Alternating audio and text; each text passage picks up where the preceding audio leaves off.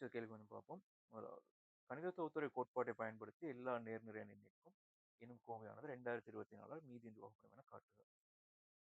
கணித தொகுத்துறை கோட்பாட்டோட லாஜிக் என்னன்னு பார்த்தீங்கன்னா, முதல்ல ஒரு அடிப்படை நிபந்தனைக்கு உண்மைன்னு காட்டுறது. இந்த கணக்கை பொறுத்தவரையில் என்னன்றது ஒரு நேர்நிறை என்று சொல்லப்பட்டிருக்கு.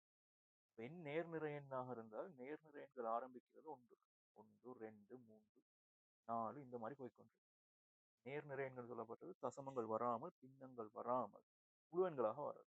இப்ப நேர்நிறை எண்கள் ஆரம்பிக்கிறது ஒன்றுல, அடுத்து 2, 3, 4 அப்படி போய்க்கொண்டு சில சந்தர்ப்பங்களில் நிபந்தனை இப்படி சொல்லப்பட்டிருக்கு. எண் பெரிது ஒன்று கமா எண் நேர்நிறை எண். இப்படி சொல்லியிருந்தால் என்னது ஒன்றை விட பெருசா இருக்கு, ஆனா நேர்நிறை எண்ணாவும் இருக்கு. அப்ப இப்ப நீங்க அடிப்படை நிபந்தனையாக எடுக்க வேண்டியது எண் சமன் 2.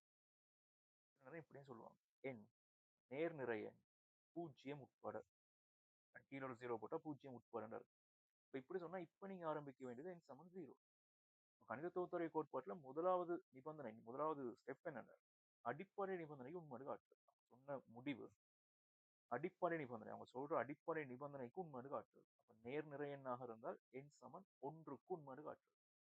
அடுத்து எண் சமன் பீண்ட் ஏதோ ஒரு நம்பருக்கு உண்மை என கருதுறது.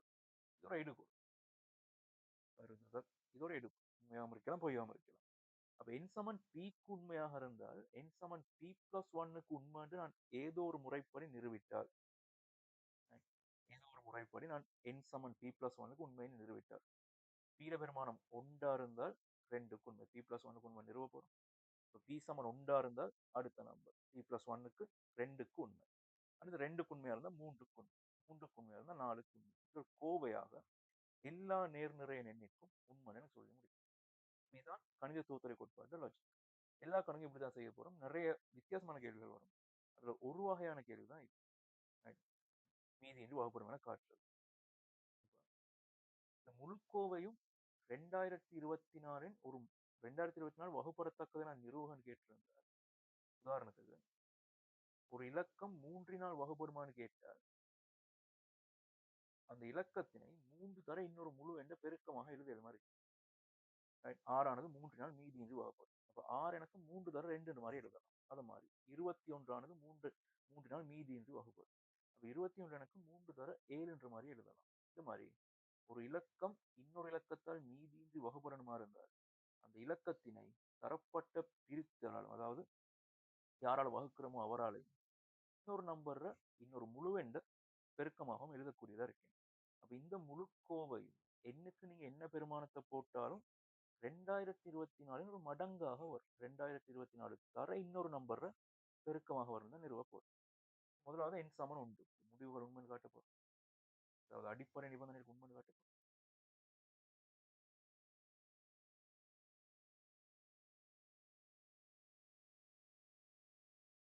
முதலாவது எண் சமன் ஒன்றாகும். எண் சமன் ஒன்றாகிற நேரம் உங்களுக்கு வரப்போற கோவை 4 தர 1 தர 5 2 தர 1 தய 1ன்ற மாதிரி வரும். இது 2024 மடங்குன்னு காட்ட போறோம். இப்போ 3ன் 4ஆம் அடுக்குன்றது 81, 5ன் வர்க்கம்ன்றது 25 தய 1.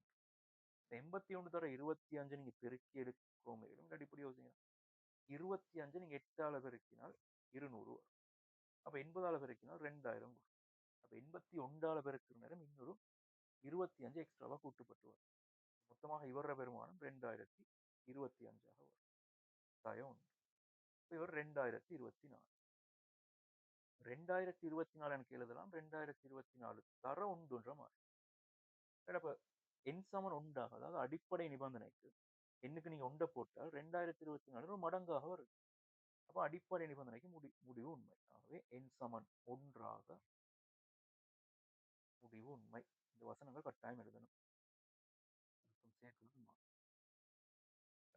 அடிப்படை நிபந்தனைக்கு உண்மைன்னு காட்டியாச்சு. 2வது ஸ்டெப் எண் சமன் பி இந்த ஏதோ ஒரு நம்பர், பீன்ற எந்த நம்பரும் இருக்கலாம். ஏதோ ஒரு நம்பருக்கு உண்மை என்று கருத போறோம். உண்மையாம இருக்கலாம் பொய்யாம இருக்கலாம்.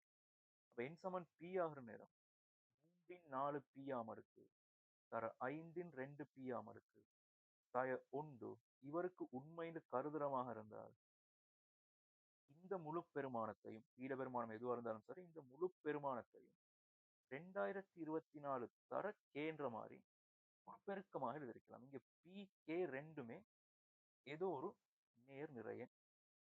இப்ப இந்த முடிவு உண்மைன்ற மாதிரி நாங்க எடுத்துக்கொள்றோம். இப்ப இந்த முடிவை பயன்படுத்தி தான் n சமன் p+1க்கு உண்மைன்னு நிறுவ போறோம். அப்ப இந்த முடிவு உண்மையா இருக்கலாம், பொய்யா இருக்கலாம். n சமன் p ஏதோ ஒரு நம்பருக்கு உண்மைன்னு எடுத்து அடுத்து p+1க்கு உண்மைன்னு காட்ட போறோம். அப்ப அடுத்த ஸ்டெப் n சமன் p+1 ஆக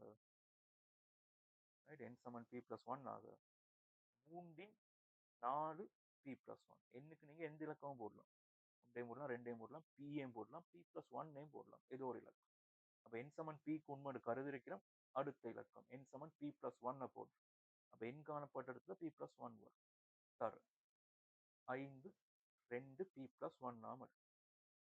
தாயா உண்டுன்ற மாதிரி வரும். இவரை நீங்க தனித்தனியாக சுருக்கி எழுதினால் பின் 4p சக 4 அடுக்கு தர இவர் 5 2p சக 2 அடுக்கு வரும். தாயா உண்டு தனியே இருக்கு. எனக்கு தெரிஞ்ச முடிவு பின் 4p தர 5 2p சய உண்டு சமன் 2024 k. அது மட்டும் தான் தெரியும். அப்ப இவரை பயன்படுத்தி நான் இவரை சுருக்கணுமாக இருந்தால் எனக்கு தெரிஞ்ச ஒரே முடிவு இவர் தான். இந்த முடிவு மட்டும்தான் முடிவாக எடுக்க போறோம், உண்மையாக எடுக்க போறோம். இவரை பயன்படுத்தி தான் இவரும் 2024 மடங்குன்னு காட்ட போறோம். அப்ப இங்க தொடர்புபடுற இலக்கங்கள் 3 5 2p. அப்ப இந்த 3 4pயையும் 5 2pயையும் இங்க கொண்டு வரதுக்காக 3pயின் 3 4p சக 4 அடுக்கினை இப்படி எழுதுறேன். 3 4p தர 3 4 மாதிரி இருக்கும். அடிகள் சமனாக இருந்தால் சுட்டிகள் கூட்டப்பட்டு வரும். இப்ப சுட்டிகள் கூட்டப்பட்டிருந்தால் தனித்தனி பெருக்கங்களாக ஒரே அடியோடு எழுதிக் கொள்ளலாம். இந்த மாதிரி இவரை நீங்க எழுதலாம். 3 4 அடுக்கு தர 4p அடுக்கு தர 5 2p அடுக்கு தர 5 2 அடுக்கு தாய 1. நம்பர்ஸ் எல்லாம் உண்டாக்கினா பாருங்க. இவர் 81 அங்கால 25 தர 3 4p தர 5 2p தாய 1ன்ற மாதிரி 81 தர 25 தான் இந்த பெருமாள் 2025 2025 3 4p தர 5 2p நாங்க உண்மைன்னு கருதுற இந்த n சமன் p முடிவுல இருந்து எழுவாய் மாற்றி எடுக்க போறோம். அப்ப எழுவாய் மாற்றின வரும்போது இந்த முழு கோவையும் 2024 k சக ஒன்றுன்ற மாதிரி வரும். தாய ஒரு ஒன்று வெளியே நிற்கும். இவரை பிராக்கெட் நீக்கினா வரும்போது 2025 தர 2024 k சக 2025 தாய ஒன்றுன்ற மாதிரி வரும். இவரோட பெருமானம் 2024. இப்ப இங்க ஒரு 2024 இங்க ஒரு 2024 ரெண்டுலையும் நான் 2024 பொது எடுத்தால் ஒரு 2025 சக ஒன்றுன்ற மாதிரி வரும். ஆகவே கேன்றது ஒரு நேர்நிறை எண், 2025 ஒரு நேர்நிறை எண். அப்ப இவங்க ரெண்டு பேரையும் பெருக்கி வாரதும் ஒரு நேர்நிறை எண்ணாக இருக்கும். அவரோட ஒண்ட கூட்டினா வாரதும் ஒரு நேர்நிறை எண்ணாக இருக்கும். இது அப்படியே சுருக்கி எனக்கு 2024 கே டேஷ்ன்ற மாதிரி இன்னொரு நேர்நிறை எண்ணை அறிமுகப்படுத்தலாம். இந்த முழு பெருமானதை நான் கே டேஷ்னு எழுதிட்டேன். அதுவும் ஒரு நேர்நிறை. அப்ப n சமன் p உண்மையாக இருந்தால் p+1 நான் சுருக்கிட்டு வார நேரம் வார கோவையும் 2024 ஒரு மடங்காக வரும். ஒரு நேர்நிறையின் மடங்காக வரும்.